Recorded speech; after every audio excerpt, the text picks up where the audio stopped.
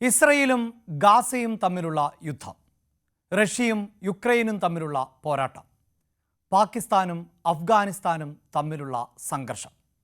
അവിടെയെല്ലാം കൊല ചെയ്യുന്നതും മരിച്ചു വീഴുന്നതും ശത്രുരാജ്യങ്ങളിലെ സേനാവിഭാഗങ്ങളിൽപ്പെട്ടവരോ സാധാരണക്കാരായ ആളുകളോ ആണ്. എന്നാൽ ഒരേ രാജ്യത്തെ ആളുകൾ പരസ്പരം കൊല്ലുകയും ചാവുകയും ചെയ്യുന്ന ഞെട്ടിക്കുന്ന കാഴ്ചയാണ് ആഫ്രിക്കൻ രാജ്യമായ സുഡാനിൽ നിന്നും പുറത്തു വരുന്നത്.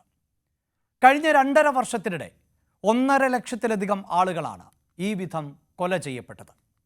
1,20,00,000-ലേറെ ആളുകൾ ആണ് പലായനം ചെയ്തത്. 5 കോടിയോളം വരുന്ന സുഡാനിൽ 95% ആളുകളും മുസ്ലിം വിഭാഗത്തിൽപ്പെട്ടവരാണ്.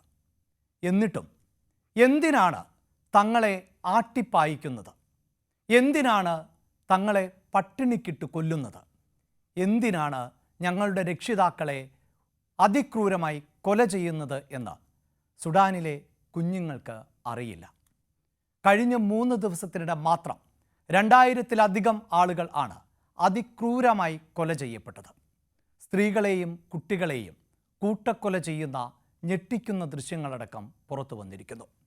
അതിൻ്റെ കാരണമെന്ത് എന്ന് സുഡാനിലെ സാധാരണക്കാരായ ആളുകൾക്ക് അറിയാം. സുഡാനിലെ സൈനിക വിഭാഗമായ SAF-ഉം ഒരു കാലത്ത് സൈന്യത്തിൻ്റെ തന്നെ ഭാഗമായ ഇപ്പോൾ വിമതസേനയായിട്ടുള്ള RSF-ഉം തമ്മിലാണ് ഈ പോരാട്ടം നടക്കുന്നത്. ആ പോരാട്ടമാകട്ടെ അധികാരത്തിന് വേണ്ടിയുള്ളതാണ്.